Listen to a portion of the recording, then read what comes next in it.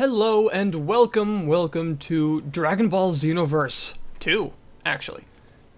This is your new hub city, and it's much larger than the one you may remember if you played the original. So Dragon Ball. Dragon Ball was probably, along with Dragon Ball Z, the first anime I ever watched, no shame. And as such, all of its cheesiness and horrifically long fight scenes and screaming holds kind of a special place in my heart. And Dragon Ball Z especially has had kind of a mixed history with its games. Lots of fighting games, mostly, which, makes sense. Dragon Ball is mostly about the fights, of course, because, think about it. Probably the most famous thing in the entire series for a lot of people would be like the Frieza saga fight scene, which was like 19 episodes long, I believe. So yeah, the series is mostly about fighting, with occasional comic relief in between and Chi-Chi beating everyone up.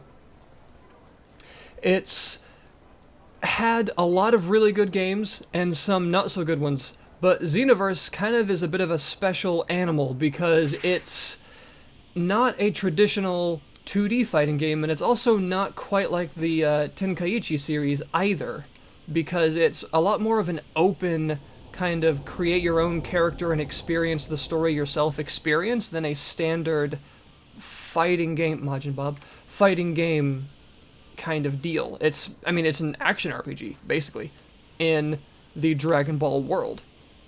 And here we are, so this is your new hub city. It's massive compared to the others, and eventually you will gain the ability to fly all around it. And, well, this game, on first glance, may look very similar to the original Xenoverse, and it does, and there are certainly lots of similarities. However, under the hood, the game has been kind of overhauled in a couple of very important ways, mostly the fighting engine, which is unarguably pretty much the most important part of it.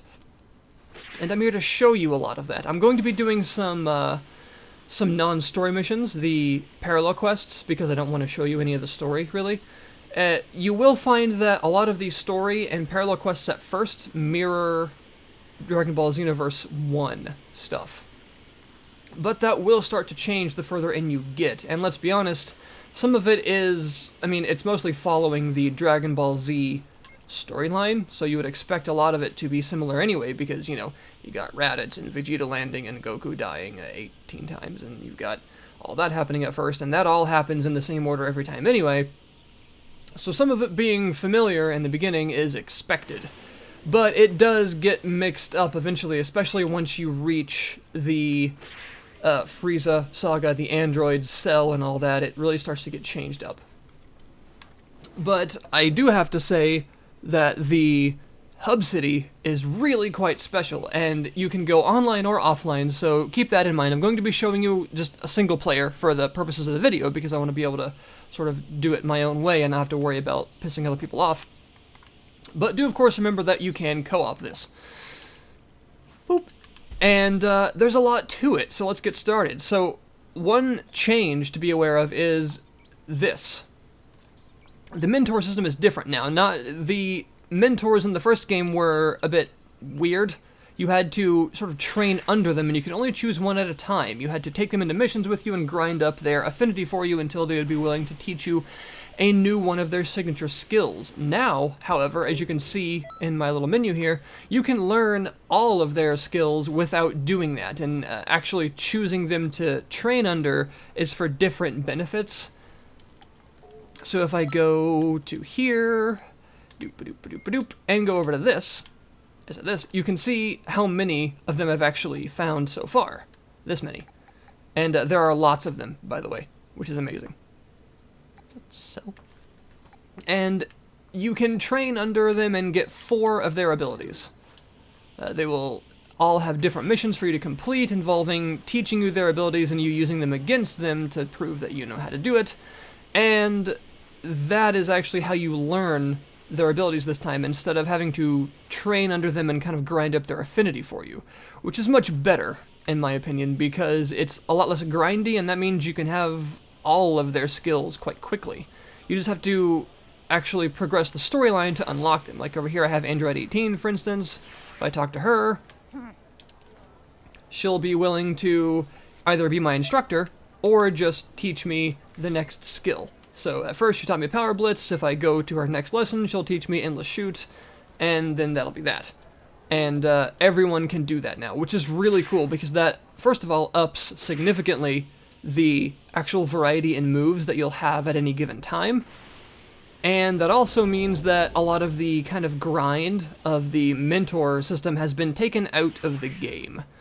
And now, grinding up their affinity is much quicker if you want to, and also for other benefits than just to get their moves, which are much easier now.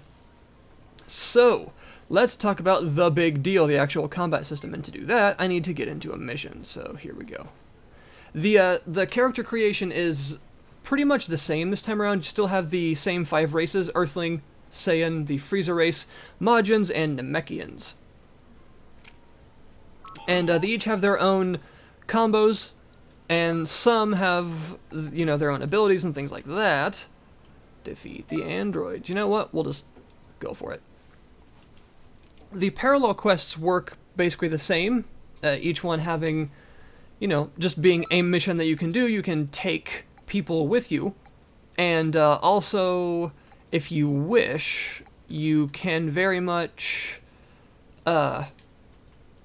sort of experiment with taking the villains with you and things like that, which is always cool in all their different forms, as long as you've actually encountered them in the storyline and stuff like that. And you can play as them as well if you want, which is always cool. Metal Cooler! For reasons. And you can also, if you wish, let's do this! actually go alone for a kind of bonus in your score at the end, if you feel the need. Have you said your We'll just prayers? take kind of a classic combo with me this time. And now the parallel quests are a bit more varied in their goals, but for the most part they work in the same way. In fact, this time we actually have Cell with us in his first form. But, and sorry for any button mashing you hear in the background, by the way, but I'm sure you know how the combat system works in this game. But basically, you have all these quests, and if you complete sort of secret goals doing certain things, you get a alternate ending that improves what you can actually do, and gives you the ability to possibly unlock extra loot and things like that by defeating other enemies that come in if you unlock the sort of prerequisite conditions for doing all that. You know how it works, I'm sure, if you've played the first one. I'm talking over the dialogue because I'm just gotta explain all this, and because I don't want all this stuff kind of, I guess, spoiled, even though that's why I'm doing these missions instead of the story missions. But if you want to read it or pause, you totally can. Android 16, great. One of the things you may notice is that there's a stamina meter now. You have 3 meters instead of 2. And this is one of the biggest additions to the combat system, and it is a major one. It may look similar at first, but it's actually pretty significant in its differences. I forgot how short range that is. And in fact, it is so different that it basically alters how everyone fights. Your stamina meter is used for vanishing, like that, both to keep up with your enemy and to avoid their attacks, and vanishes take a different amount of stamina depending on which one. Vanishing to keep up your combo takes 1 bar, vanishing to, when you're getting hit, takes 2, if you time it right. As demonstrated. You also have your escape skill, which you've had since the first game, but now it takes 3 bars of stamina instead of ki. And also, stamina is used for your transformations for the most part now, which is an interesting one, because that wasn't the way it worked at first, and that makes a lot of the transformations have a bit of a new feeling, I suppose you could say. I should get away from that. Nope, too late. No time to guard. You make fun of me. I might. But basically the addition of stamina means that the combat system works differently now, by quite a bit, actually. Well, that car is screwed over, but I missed. And you may be surprised just how different the combat actually feels now. Another thing to say about the combat engine is it feels much, much faster.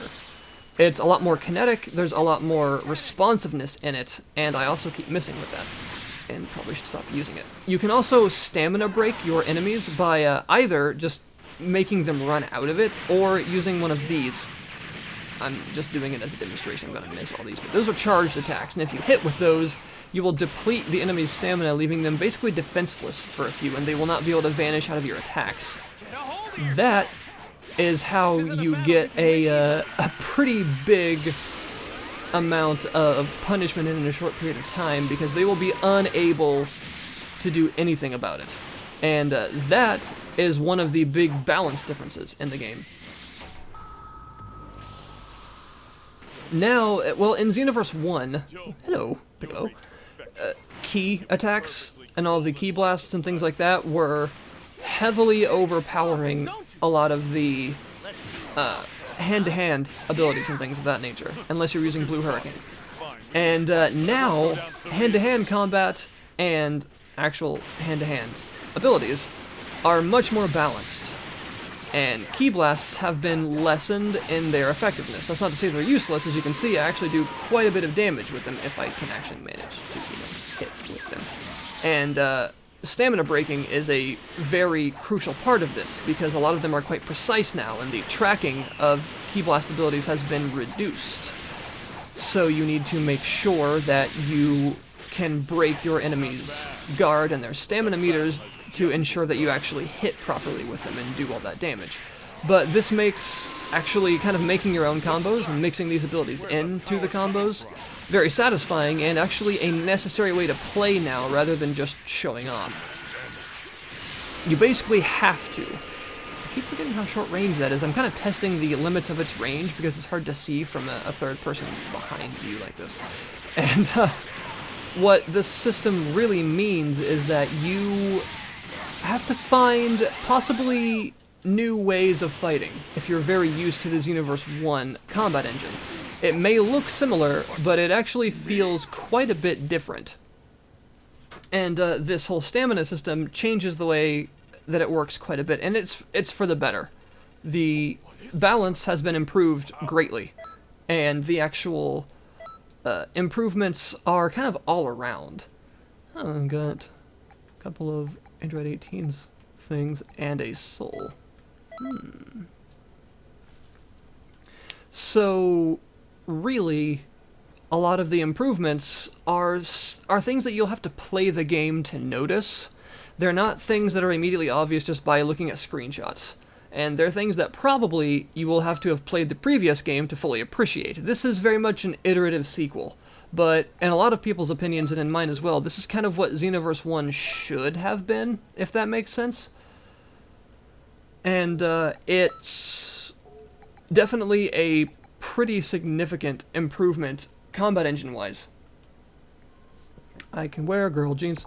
And it's definitely something that I would recommend people that were interested in the first game but had, shortcomings with it, actually experience. The balance is much better, and the actual character building in terms of all of your abilities and things feels better because of how much more you can do with your character. You no longer feel locked into a very specific build. Now, a lot of people have said that that may be a negative because of how much, you do kind of have a bit of a, we'll call it, jack-of-all-trades build going on. As in, probably by the end of the game, your character will be pretty good at, everything. Did you need something? But, because of the way the leveling works, and the leveling pace has been increased, you level much faster in this game. And you get a lot more skill points more quickly as well. I'll give you the spotlight for this battle. Basically, your build can be defined much more early on. I'm going for a heavy key blast based build. Lots of key abilities and special sort of beam attacks and things of that nature. And I'm mixing them into my combos, trying to find cool new ways to do them, like adding in Death Beam to the end of most of my combos because it's awesome, and things like that. And basically, because of the way that the combat engine works now and how fast and responsive it feels, you will find new ways to actually create your own combos easier. I felt that before in Xenoverse 1. Think about, if you played it, when you reached Frieza for the first time, the way that he felt so absurdly fast. And it felt like the AI was outpacing you at every possible opportunity.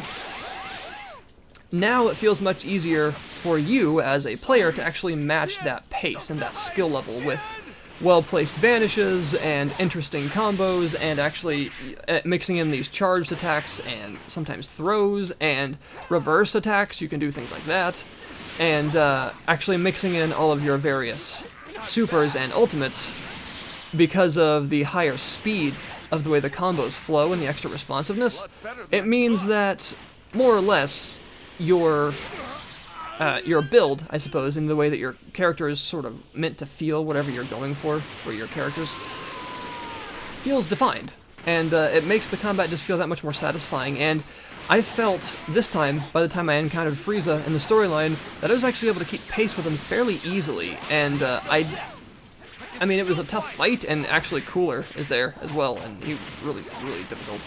But I never felt that that like the AI was just so much better than me in like an unattainably, this is obviously artificial intelligence, I can't ever be this good sort of way. It was clear that now, because of how extra responsive everything is, and the way that the combat system works, and the way that you can use stamina to your advantage now and actually break your enemies and things like that, the engine has been improved to such an extent that the combat actually feels, I guess, like it's supposed to, you know? Like, the idea in Xenoverse was to make you feel like you are taking part in these high-speed, kind of high-intensity bits of Dragon Ball Z combat, like in anime. And it did a fairly good job at that, but it wasn't perfect. And at the higher levels, at higher speeds, and with trying to mix in certain attacks in your combos and things like that, it kind of slowed down. And because of its reliance on the key meter as one resource for doing everything, it got bogged down in a kind of game of resource management for certain things. And now that you have more than that, it feels significantly better, I feel. Also, I should talk about transformations. You have a transformation slot in your actual skill set now, and there are a good number of them. Every race now has its own transformation. So the Frieza race, for instance, can do... Ow. Can actually go golden form.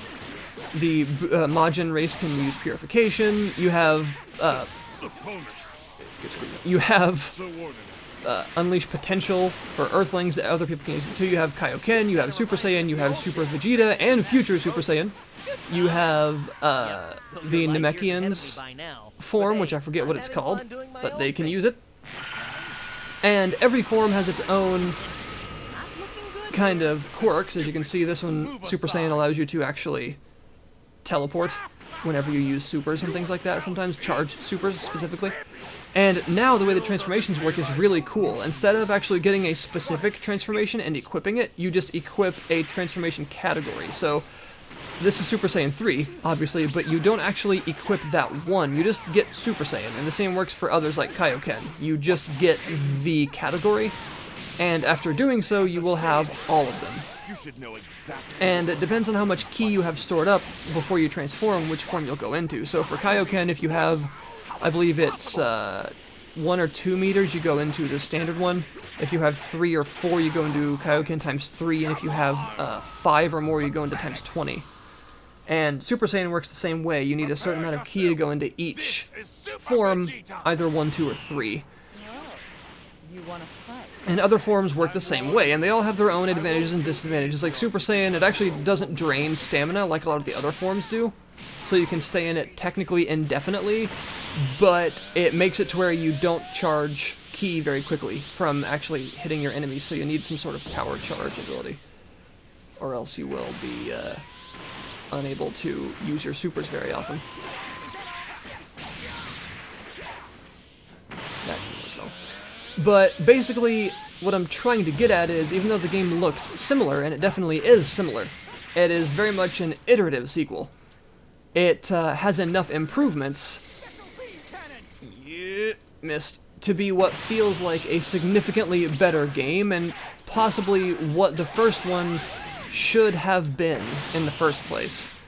It feels like such an improvement once you've actually begun playing it, that you kind of never want to go back, basically. It's one of those games that, while it's not a huge, massive, like, step forward and a massive innovation, it's such an improvement over what was there before that it's a very good step. And if they make a sequel to this, it's definitely going to have to be something that they innovate significantly on, because they've pretty much polished it up as much as it can go, I feel. The game is available right now on Steam for $50, and as far as DLC characters and things go, we don't really know a whole lot right now, but I'm sure there will be some. There's a lot of content here. There's a lot of story, a lot of about 100 parallel quests, and there's also a lot of post-story content to do. You can, of course, go through the game with multiple characters with each of their own builds and different skills that are unique to them, and I would encourage you to do so. And really, this looks like it's going to be very difficult. It's the sort of game that probably, because of its sort of heavy RPG mechanics and character building idea, bears a significant amount of time in playing through it. It's going to take a while for you to kind of get into it, I think. And it's definitely not something that you can complete overnight.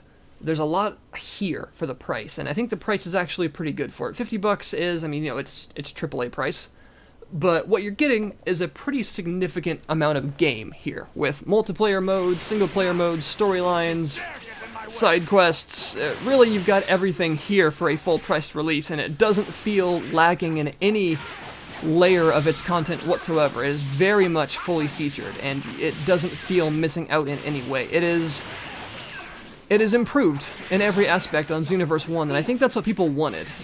No one was expecting a huge innovation on the first game. They wanted the first game with everything that was wrong with it fixed, basically, and that's what this is. It's not, like, better in every, like, massive way. It's just better in enough ways to be worth a purchase, I guess. And I think that's all people really wanted. So, this is Dragon Ball Xenoverse 2, available right now on Steam. I'll, of course, link you, as always, in the description below. If you're interested in it, I would also recommend kind of keeping an eye on the patches and stuff, because some people are having trouble with certain things, with either the online components, with certain amounts of crashing. Personally, I've been very lucky and haven't really had any of these problems, but I'm only one person, and that doesn't mean these problems don't exist, because they clearly do. I've just been... I need to learn how to use that better. I've just been fairly lucky with my own experience in the game, and these problems clearly do exist for some people. So, although I can't really comment on them or how to fix them or how prevalent they are, since I haven't experienced them myself, all I can really say is look at some support for your own setup. If your system is a system that's having trouble running the game for any reason, or if the online seems to be borked for particular specific reasons that may be relevant to you or your setup, that's something that you may want to look into. It's not a perfect game. Just like Xenoverse 1, it has its flaws. It could be seen as repetitive, and it could be seen as being run by a company that doesn't necessarily have its customers' best interests at heart at times. But I would say that the game itself is a heck of a lot of fun, and good games are worth rewarding, in my opinion. And there's such a significant amount here with such an improved combat system and such a dearth of content to dive into over and over that it's difficult to ignore that, and I feel that it's not even worth ignoring that, because what's here is very, very good, and an incredibly satisfying game. If you're a fan of Dragon Ball in any capacity, this is the game to get. Diving in to the world and being immersed with all these characters and these famous fights and getting, 99% of all the crazy abilities used in the show and things like that, and being able to use them in combinations of your own creation with your own character is very, very cool, and there's a lot of nerding out to do if that's something that you enjoy. So, Dragon Ball Xenoverse 2, my verdict is it's damn good, and I would recommend it. Thanks very much for watching. If you have any questions, if there's specific, particular things you may be interested in seeing, then feel free to let me know. I need to learn how to use that ability. I think there are more inputs required than what I'm putting in. And maybe I'll see you guys online sometime. Thanks very much for watching, and I'll see you guys next time.